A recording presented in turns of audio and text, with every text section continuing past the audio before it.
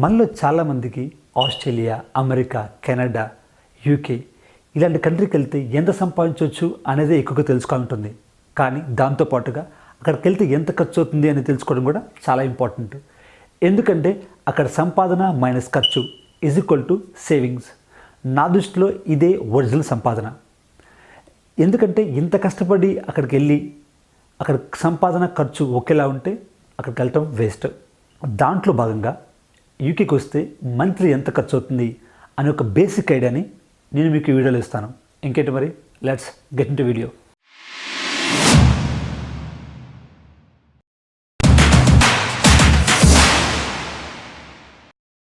Hi everyone, మీ అందరికీ చాలా థ్యాంక్స్. ఎందుకంటే నా ప్రీవియస్ వీడియోస్కి చాలా బాగా రెస్పాన్స్ వచ్చింది. దాదాపుగా 300 మంది దాకా మా ఫేస్బుక్ పేజ్ని లైక్ చేసి ఫాలో చేశారు. అక్కడ చాలామంది వివిధ రకాలుగా క్వరీస్ అడిగారు. వాళ్ళందరికీ కూడా మేము రెస్పాన్స్ ఇచ్చాం. ఇన్ఫ్యాక్ట్ నా ఫ్రీ టైం అంతా కూడా వీళ్ళ క్వరీస్కి రెస్పాన్స్ ఇస్తూ ఉన్నాను. So thank you for your encouragement. అలాగే నాతో పాటుగా ప్రశాంత్, రాజేష్, శ్వేత, ఆరిఫ్ వీళ్ళు కూడా వాళ్ళందరి క్వరీస్కి రెస్పాన్స్ ఇచ్చారు. సో వీళ్ళకి కూడా చాలా థ్యాంక్స్. ఇంకా మీకు ఏదైనా క్వరీస్ ఉంటే అమెరికా, కెనడా, ఆస్ట్రేలియా, యూకే ఈ కంట్రీస్ గురించి ఏదైనా క్వరీస్ ఉంటే please follow DoiTNow 27 Facebook page. అక్కడ మీకు సంబంధించిన క్వరీస్ అక్కడ అడగండి, మేము దానికి రెస్పాన్స్ ఇస్తాం. దాంతోపాటుగా యూకేలో ఎలాంటి కరెన్సీ ఉంటుంది, ఇక్కడ బెస్ట్ యూనివర్సిటీని ఎలా సెలెక్ట్ చేసుకోవచ్చు, యూకేకి రాకముందే పార్ట్ టైం జాబ్స్కి ఎలా అప్లై చేసుకోవచ్చు, యూకేకి రాకముందే ఇండియాలో ఉన్నప్పుడే ఇక్కడ అకామిడేషన్ని ఎలా బుక్ చేసుకోవచ్చు, అలాగే PSW గురించి ఇంకా డెప్త్ అప్డేట్స్ ఏంటి, అలాగే ఇక్కడ పార్ట్ టైం జాబ్స్ ఎలా ఉంటాయి, అలాగే ఫార్మసీ, మెకానికల్, సివిల్ వాళ్ళకి ఎలాంటి ఆపర్చునిటీస్ ఉంటాయి యూకేలో. దీంతో పాటుగా యూకేలో జరిగే ఇంకా చాలా విశేషాలు మా అప్కమింగ్ వీడియోస్లో ఉంటాయి. So please subscribe to the channel. అలాగే పక్కనే ఉన్న బెల్ ఐకన్ కూడా క్లిక్ చేయండి. DoiTNow. Coming to the topic. ఇక్కడ ఈ cost of living in UK ఈ టాపిక్ని ఆలోచించేటప్పుడు నేను ఇక్కడ యూకేకి ఎలా వచ్చాను అనేది గుర్తు తెచ్చుకున్నాను. నేను ఇక్కడ యూకే వచ్చినప్పుడు మా ఫ్రెండ్ వెంకటేష్ అండ్ తన వైఫ్ ఇద్దరు నాకు చాలా బాగా హెల్ప్ చేశారు. నేను యూకే రావడానికి కూడా, అలాగే ఇండియా నుంచి యూకే రాకముందే ఇక్కడ అకామిడేషన్ చూశారు. అలాగే నాకు ట్రావెలింగ్ ఎలా చేసుకోవచ్చు అనేది గైడెన్స్ ఇచ్చారు. అలాగే ఇండియా నుంచి యూకేకి, యూకేలో మళ్ళీ ఎయిర్పోర్ట్ నుంచి సర్టెన్ ప్లేస్కి ఎలా రావాలి అనే గైడెన్స్ చేసి నాకు చాలా వరకు డబ్బులు సేవ్ చేశారు. ఎందుకంటే ఆ టైంలో వీసా ఖర్చులు చాలా ఉంటాయి. దాని తర్వాత ఇక్కడ రాగానే రెంట్, డిపాజిట్స్ చాలా ఖర్చులు ఉంటాయి. అదే వీళ్ళు లేకపోయిన ఉంటే నాకు ఇంకా చాలా ఎక్కువ ఖర్చు అయ్యేది. సో మీరు కూడా మీరు ఏదైనా సరే ఒక ప్లేస్కి వెళ్తున్నారంటే మాత్రం ఖచ్చితంగా ఎవరో ఒకళ్ళు తెలిసిన వాళ్ళు ఉంటే వాళ్ళ ద్వారా వెళ్ళండి. సో వాళ్ళ గైడెన్స్ వల్ల మీకు రెంట్ తక్కువగా పడుతుంది, అలాగే ట్రావెలింగ్ ఎక్స్పెన్స్ కూడా చాలా తక్కువగా పడుతుంది. అదే ప్రాపర్ గైడెన్స్ లేకపోతే ఖచ్చితంగా ఎక్కువ డబ్బులు ఖర్చు అవుతాయి. సో ప్రాపర్ గైడెన్స్ తీసుకొని ఆ ప్లేస్కి వెళ్ళండి. సో మా వెంకటేష్ అన్నకి అండ్ తన వైఫ్కి చాలా thanks. They really deserve for the thanks. Coming to the main topic. ఇక్కడ కాస్ట్ ఆఫ్ లివింగ్ 2 రకాలుగా నేను డివైడ్ చేస్తాను. ఒకటి ఫ్యామిలీకి ఎంత ఖర్చు అవుతుంది, 2 స్టూడెంట్స్కి, బ్యాచిలర్స్కి ఎంత ఖర్చు అవుతుంది. ఫస్ట్ ఫ్యామిలీకి ఎంత ఖర్చు అవుతుంది అనేది చెప్తాను. ఫ్యామిలీ అంటే వైఫ్ అండ్ హస్బెండ్ లేదా వైఫ్ అండ్ హస్బెండ్తో పాటు చిల్డ్రన్, పాప కానీ బాబు కానీ అనుకుంటే వాళ్ళకి ఇక్కడ రిక్వైర్మెంట్ ప్రకారంగా ఖచ్చితంగా సింగిల్ బెడ్రూమ్ ఫ్లాట్ కానీ లేదా డబుల్ బెడ్రూమ్ మాత్రం తీసుకుంటారు. సో వీళ్ళకి దాదాపుగా ఒకవేళ వీళ్ళు సిటీ సెంటర్లో దగ్గర అంటే బస్ స్టాండ్, రైల్వే స్టేషన్ దగ్గరలో ఇల్లు తీసుకుంటే కొంచెం ఎక్కువ ఖర్చు అవుతుంది. డబుల్ బెడ్రూమ్కి ఎంత ఖర్చు అవుతుందంటే దీంట్లో కూడా ఫర్నిష్డ్, అన్ఫర్నిష్డ్ 2 ఉంటాయి. సో నేను మీకు సజెస్ట్ చేసేది ఏంటంటే ఏదైనా సరే ఫర్నిష్డ్ అకామిడేషన్ తీసుకోండి. ఎందుకంటే మీరు ఎప్పుడు ఇల్లు మారుతారో ఎవరికి తెలియదు. అప్పటికి మీరు చాలా ఖర్చు చేసి ఇక్కడికి వస్తారు కాబట్టి మళ్ళీ ఫర్నిచర్కి అంత స్పెండ్ మీరు చేయలేరు. సో అది ఇంకా మీకు బర్డెన్ అవుతుంది కూడా. నేను మీకు ఏ రికమెండ్ చేస్తానంటే ఫర్నిష్డ్ హౌసే తీసుకోమని రికమెండ్ చేస్తాను. కాకపోతే ఫర్నిష్డ్ హౌస్కి అన్ఫర్నిష్డ్ హౌస్కి కొంచెం మనీ డిఫరెన్స్ ఉంటుంది. ఐ మీన్ లైక్ ఒక 30 పౌండ్ నుంచి 50 పౌండ్స్ వరకు డిఫరెన్స్ ఉంటుంది. సో ఇవన్నీ ఫ్యాక్టర్స్ కన్సిడర్ పెట్టుకొని, అలాగే ఈ సిటీ సెంటర్ దగ్గరలో ఉంటే కొంచెం రెంట్ ఎక్కువగా ఉంటుంది. అలాగే సిటీ సెంటర్ దగ్గర నుంచి కొంచెం దూరంగా వెళ్తే కొంచెం రెంట్ తక్కువగా ఉంటుంది. సిటీ సెంటర్ అంటే అక్కడ railway station, bus stand, super markets, ఇంకా షాపింగ్ మాల్స్ దగ్గరగా ఉంటాయి కాబట్టి అక్కడ కొంచెం రెంట్ ఎక్కువ. కాబట్టి నేను ఒక యావరేజ్గా, ఒక రేంజ్గా వీళ్ళకి ఫ్యామిలీకి ఒక డబుల్ బెడ్రూమ్కి అంటే 500 పౌండ్స్ నుంచి 900 పౌండ్స్, యావరేజ్గా ఒక 700 పౌండ్స్ అవుతుంది. ఇది కూడా లండన్ కాకుండా వేరే టౌన్స్లో ఉంటే. అదే వీళ్ళు లండన్లో ఉన్నారనుకోండి ఒక 1000 పౌండ్స్ నుంచి £2,200 వరకు ఖర్చు అవుతుంది. అంటే లండన్లో దీంట్లో కూడా సెంట్రల్ లండన్ సరౌండింగ్స్లో ఉంటే కొంచెం రెంట్ తక్కువగా ఉంటుంది, సెంట్రల్ లండన్లో ఉంటే కొంచెం రెంట్ ఎక్కువగా ఉంటుంది. సో అవన్నీ ఫ్యాక్టర్స్ కన్సిడర్ చేసుకొని ఉంటే వీళ్ళకి £1,000 నుంచి మినిమంగా ఒక 2,200 ఇంకా 3,000 దాకా వెళ్తుంది. సో ఒక యావరేజ్గా ఒక రేంజ్గా ఒక £1,000 నుంచి £2,200 వరకు, అంటే ఒక £1,000 నుంచి £2,200 వరకు వేసుకుంటే యావరేజ్గా ఒక £1,600 వరకు ఖర్చు అవుతుంది. సో రెంట్ తర్వాత కౌన్సిల్ ట్యాక్స్ అంటే ఏంటంటే ఇక్కడ మన ఇండియాలో మున్సిపాలిటీ ఉంటుంది, అంటే జిహెచ్ఎంసీ కానీ లేకపోతే ఏదైనా మున్సిపాలిటీ ఉంటుంది కదా, అలాగే ఇక్కడ కూడా కౌన్సిల్ అనేది ఉంటుంది. సో ఇక్కడ లోకల్లో జరిగే అన్ని వర్క్స్, అంటే ఇక్కడ గవర్నమెంట్ బిల్డింగ్స్ కానీ లేకపోతే ఇక్కడ రోడ్స్ కానీ ఇక్కడ డ్రైనేజ్ కానీ లేకపోతే క్లీనింగ్ కానీ ఇవన్నీ వీళ్ళే మేనేజ్ చేస్తారు. సో దానికాను వాళ్ళు కౌన్సిల్ ట్యాక్స్ తీసుకుంటారు. ఇది కూడా ఏరియా బట్టి, అలాగే మీ ఇంట్లో ఎంతమంది ఉంటున్నారు దాన్ని బట్టే ఈ కౌన్సిల్ ట్యాక్స్ డిసైడ్ చేయబడి ఉంటుంది. దీంట్లో యావరేజ్గా ఒక ఫ్యామిలీలో అంటే ఒక వైఫ్ అండ్ హస్బెండ్తో పాటు ఒక పిల్లలు ఉన్నారనుకోండి, వాళ్ళు అండర్ 18 years లోపల ఉంటే వాళ్ళకి కౌన్సిల్ ట్యాక్స్ ఉండదు. ఒక wife and husband council tax వేసుకుంటే యావరేజ్గా ఒక £100 నుంచి ఒక £170 వరకు ఖర్చు అవుతుంది. సో ఒక యావరేజ్గా మీరు వేసుకుంటే £135 వరకు యావరేజ్గా ఉంటుంది. సో ఇది కౌన్సిల్ ట్యాక్స్. ఇది లండన్లో ఉంటే కొంచెం కౌన్సిల్ ట్యాక్స్ పెరుగుతుంది. ఇది కూడా యావరేజ్గా £120 నుంచి £220 వరకు ఉంటుంది. సో దీన్ని కూడా ఒక యావరేజ్ చేసుకుంటే £170 వరకు ఉంటుంది. సో నెక్స్ట్ బిల్ వచ్చేసి గ్యాస్ అండ్ ఎలక్ట్రిసిటీ బిల్. ఇది మీరు వాడుకున్న దాన్ని బట్టి ఉంటుంది, అంటే ఇది సీజన్ బట్టి కొంచెం డిఫరెంట్గా ఉంటుంది. సమ్మర్లో అయితే కొంచెం తక్కువగా వస్తుంది, అదే వింటర్లో అయితే కొంచెం ఎక్కువగా వస్తుంది. ఎందుకంటే వింటర్లో హీటర్స్ అవన్నీ ఎక్కువ వాడతాం కాబట్టి కొంచెం ఎక్కువ వస్తుంది బిల్లు. బట్ యావరేజ్గా అయితే ఒక £100 నుంచి £150 వరకు ఒక మంత్ ఖర్చు అవుతుంది. సో యావరేజ్గా తీసుకుంటే £125 వరకు ఖర్చు అవుతుంది. నెక్స్ట్ వచ్చేసి వాటర్ బిల్లు ఇక్కడ ఈ టౌన్స్లో అయితే ఒక £20 నుంచి £30 వరకు ఖర్చు అవుతుంది. సో యావరేజ్గా తీసుకుంటే £25 వరకు ఖర్చు అవుతుంది. అలాగే కొన్ని హౌసెస్కి ఇంక్లూడింగ్ వాటర్ బిల్ ఉంటుంది. సో వాళ్ళకి సపరేట్గా వాటర్ బిల్ కట్టాల్సిన అవసరం లేదు. సేమ్ ఈ లండన్లో అయితే వాటర్ బిల్ యావరేజ్గా ఒక £60 వరకు ఖర్చు అవుతుంది. సో అదర్ టౌన్స్లో అయితే £25 వరకు యావరేజ్ ఖర్చు అవుతుంది, అదే లండన్లో అయితే ఒక £60 వరకు యావరేజ్ ఖర్చు అవుతుంది వాటర్ బిల్లు. అలాగే దీంతో పాటుగా గ్రాసరీ మనం ఎంత వాడుకుంటే అంత ఎక్కువ పడుతుంది. గ్రాసరీస్ అంటే మన ఇంట్లో సామాన్లు, లైక్ బియ్యము, పాలు, ఎగ్స్, ఇంకా వెజిటేబుల్స్, ఫ్రూట్స్, ఇంకా ఏదన్నా సరే మన ఇంట్లో వాడుకునే సామాన్లు. సో ఒక యావరేజ్గా తీసుకుంటే మనం ఎంత వాడుకున్నా కూడా కొంచెం యావరేజ్గా తీసుకుంటే మంత్లీ ఒక £180 వరకు ఖర్చు అవుతుంది. ఇంకా లావిష్గా ఖర్చు చేస్తే ఒక £200 లేదా £250 వరకు ఖర్చు అవుతుంది. సో దీంట్లో ఒక యావరేజ్ అయితే ఒక £180 వరకు కన్సిడర్ చేస్తున్నా.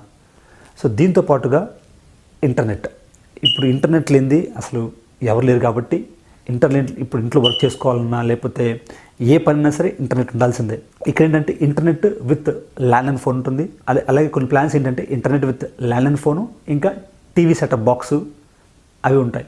సో మీరు బేసిక్ ఇంటర్నెట్ తీసుకుంటే ఒక £20 నుంచి £30 వరకు ఖర్చు అవుతుంది. అంటే ఒక యావరేజ్గా £25 ఖర్చు అవుతుంది ఇంటర్నెట్కి మంత్లీ.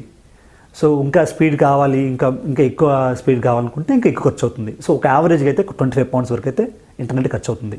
దీంతో పాటుగా టీవీ లైసెన్స్ ఏంటంటే ఇక్కడ మీరు మీ ఇంట్లో టీవీ ఉంటే చాలు, ఈ టీవీ లైసెన్స్ బిల్లు కట్టాల్సిందే. ఈ టీవీ లైసెన్స్ బిల్లు మంత్లీ £12 ఉంటుంది. సో ఇక్కడ ఏంటంటే మీరు టీవీ ఉంటే యూట్యూబ్ ఛానల్ చూసినా లేకపోతే నెట్ఫ్లిక్స్ పెట్టుకున్నా ఏది పెట్టుకున్నా సరే మీరు టీవీ ఉంటే చాలు, ఈ టీవీ లైసెన్స్ కట్టాల్సిందే ఇక్కడ. ఇంకా మీకు ఏదైనా ఛానల్స్ కావాలనుకోండి, ఇంకా ఎక్స్ట్రా ఛానల్, స్పోర్ట్స్ ఛానల్ కావాలనుకుంటే మీకు ఇంకా ఎక్కువ ఖర్చు అవుతుంది. సో ఒక మినిమం టీవీ లైసెన్స్కి వేసుకుంటే మాత్రం £12 కట్టాలి. సో ఇవి ఈ యావరేజ్ అమౌంట్స్ అనమాట. దీంతో పాటుగా ఎక్స్ట్రాస్ ఇంకేంటంటే వీటితో పాటుగా బస్ కానీ లోకల్ ట్రామ్స్ కానీ ట్రావెల్ చేయాలంటే మంత్లీ మీరు ఉండే ఏరియా బట్టి అక్కడ ఖర్చులు ఉంటాయి. సో బస్ కార్డ్కి అయితే యావరేజ్గా అయితే ఒక మనిషికి యావరేజ్గా £80 వరకు ఖర్చు అవుతుంది. సో ఇద్దరు కలిపి £80 ప్లస్ £80 వైఫ్ అండ్ హస్బెండ్ కలిపి £160 వరకు ఖర్చు అవుతుంది. వీటితో పాటుగా మొబైల్ ఫోన్ నెట్వర్క్స్ ఏంటంటే మీరు ఒకవేళ అన్లిమిటెడ్ కాల్స్ చేసుకోవాలనుకుంటే ఒక ప్రైస్ ఉంటుంది, ఒకవేళ మీరు లోకల్ కాల్స్ చేసుకోవాలంటే ఒక ప్రైస్ ఉంటుంది. మీరు local calls plus international calls plus data ఇవి 3 కావాలంటే ఇంకో ప్రైస్ ఉంటుంది. సో దీంట్లో ఇవి 3 కావాలంటే ఒక యావరేజ్ ప్రైస్ వచ్చేసి నెలకి 15 పౌండ్ల వరకు ఖర్చు అవుతుంది. ఈ 15 పౌండ్లు ఇద్దరికి ఉండాలి కాబట్టి వైఫ్ అండ్ హస్బెండ్కి 30 పౌండ్స్ వేసుకోవచ్చు. సో ఇవన్నీ క్యాలిక్యులేట్ చేసుకుంటే rent, council tax, bills, next grocery bill, water bill, next internet bill, వీటితో పాటుగా బస్ ట్రావెల్ బిల్లు, ఇంకా ఫోన్ బిల్లు, ఇవన్నీ కలుపుకుంటే ఒక ఫ్యామిలీకి మీరు టౌన్లో ఉంటే దాదాపుగా 1392 పౌండ్స్ వరకు ఖర్చు అవుతుంది.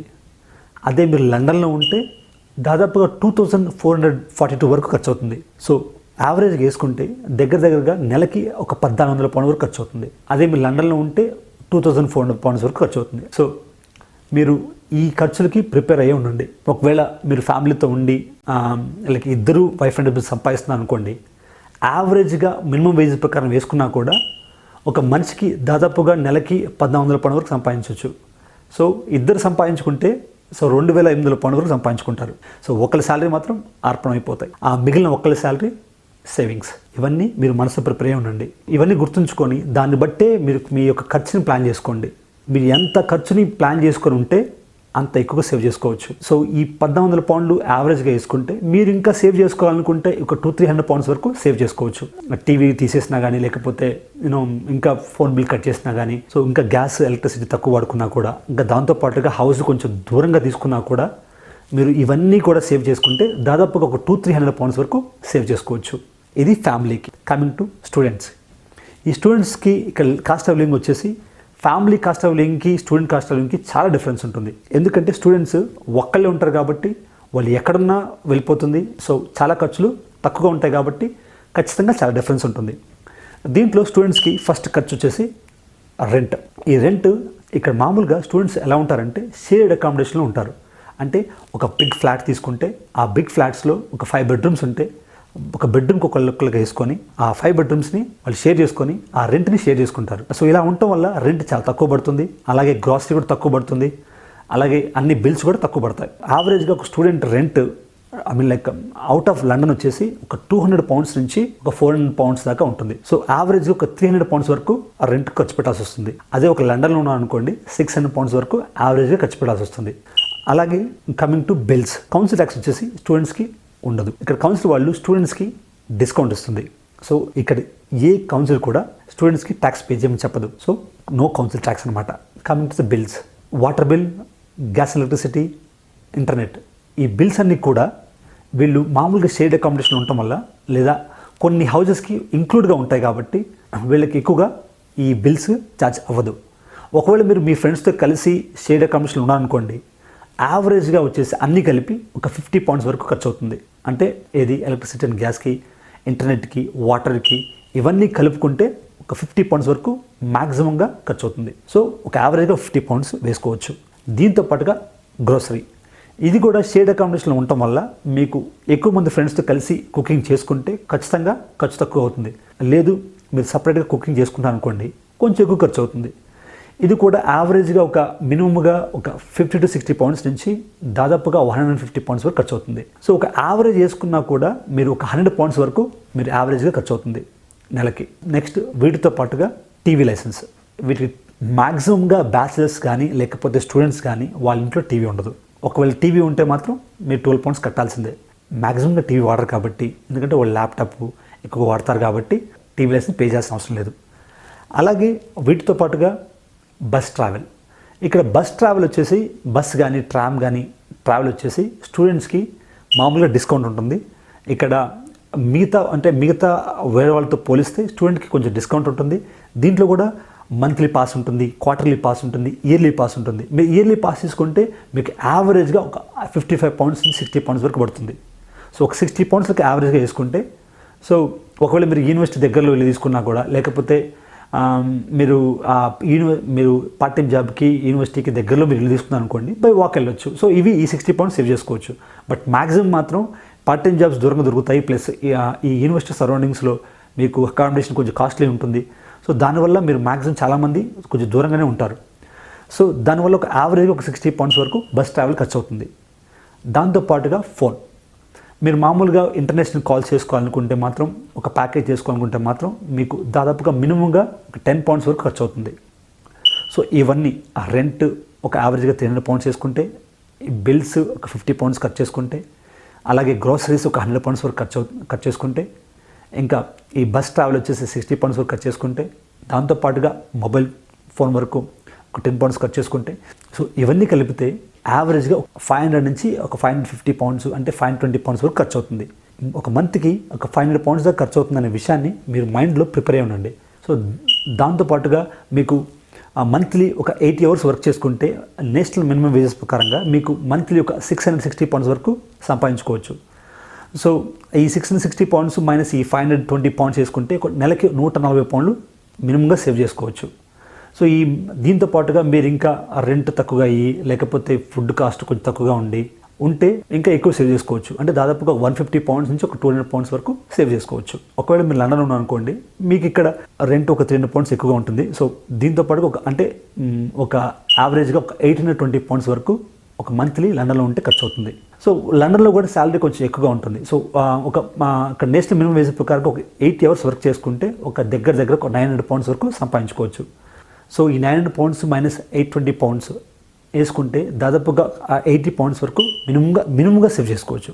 ఇంకా మీరు షేర్డ్ అకామిడేషన్లో ఇంకా ఎక్కువ మంది ఫ్రెండ్స్తో ఉండి, లేదా మీరు ఒకవేళ సెంట్రల్ లండన్ నుంచి కొంచెం దూరంగా ఉన్నారనుకోండి, ఇంకొంచెం ఎక్కువ సేవ్ చేసుకోవచ్చు. బట్ దాదాపు యావరేజ్గా మాత్రం ఒక 100 పౌండ్స్ నుంచి 200 పౌండ్స్ వరకు మినిమంగా సేవ్ చేసుకోవచ్చు. సో ఇది లండన్లో ఉంటే స్టూడెంట్కి అయ్యే యావరేజ్ ఖర్చు. దీంతో పాటుగా మీరు స్టూడెంట్స్ వేరే కాడికి ట్రావెల్ చేయాలనుకోండి, అంటే ట్రైన్ కానీ లేదా కోచ్ అంటే బస్ కానీ వేరే కాడికి ట్రావెల్ చేయాలనుకుంటే, అంటే మీరు ఎక్కువగా ట్రావెల్ చేయాలి అనుకుంటే మీకు రైల్ కార్డు ఇంకా కోచ్ కార్డు రెండు ఉంటాయి. ఇక రైల్ కార్డు కోచ్ కార్డు రెండు తీసుకోవడం వల్ల దానికి ఇయర్లీ ప్లాన్స్ ఉంటాయి. రైల్ కార్డు అయితే ఇయర్లీ 30 పౌండ్స్ వరకు ఉంటుంది, కోచ్ కార్డ్ అయితే ఇయర్లీ 10 పౌండ్స్ వరకు ఉంటుంది. సో ఇవి వన్ టైం పేమెంట్స్ అనమాట.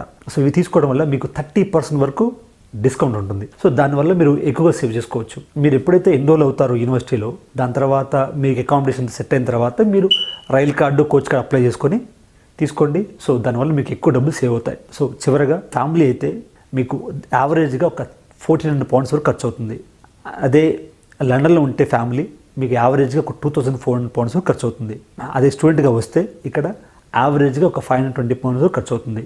అదే ఒకవేళ మీరు ఆ స్టూడెంట్ లండన్లో ఉంటే ఒక 820 పౌండ్స్ వరకు ఖర్చు అవుతుంది. సో ఇవి యావరేజ్ అనుకోండి.